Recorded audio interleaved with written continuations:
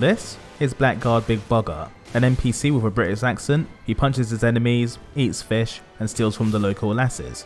We'll be exploring how his build contends in the lands between, facing challenges in both the arena and against O'Neill, ex-commander and local landlord. But like the video and give it to me bite-sized.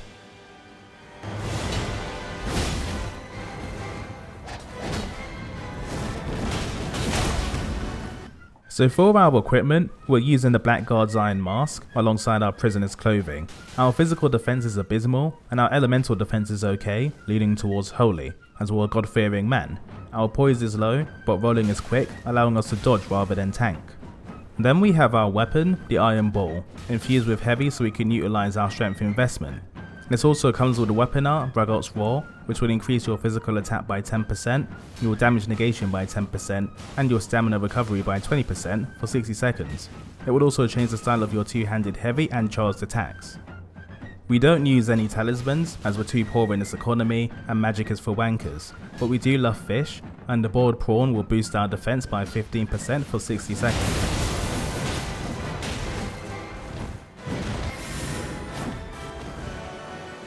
For our stats, our endurance is at 20, limiting our stamina and equip load, but luckily we're carrying light equipment, meaning we'll be rolling around quite often. Our strength is at a brutal 80, which will help us deal proper damage, and we have 60 vigor, so we can live to see pension age. This is based on a level 125 hero, with all equipment upgraded one level below the maximum, which will avoid you having to use a rare ancient dragon smithing stone.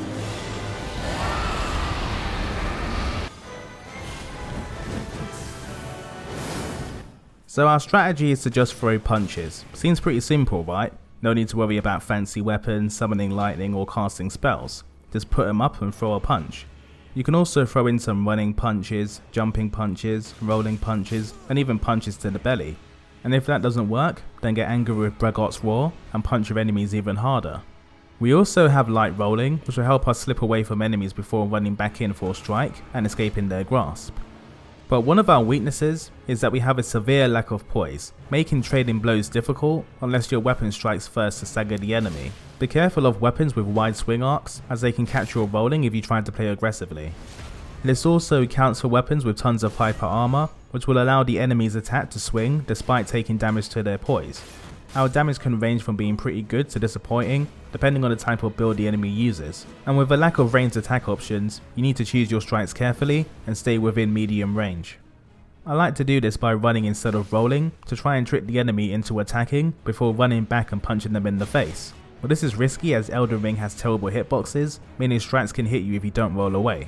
Overall, this build is fantastic against mages, blockers, and opponents who are slow and burly fighters, but may struggle against more quick and nimble enemies who take advantage of heavy swings or weapon arts that can catch you with a stun.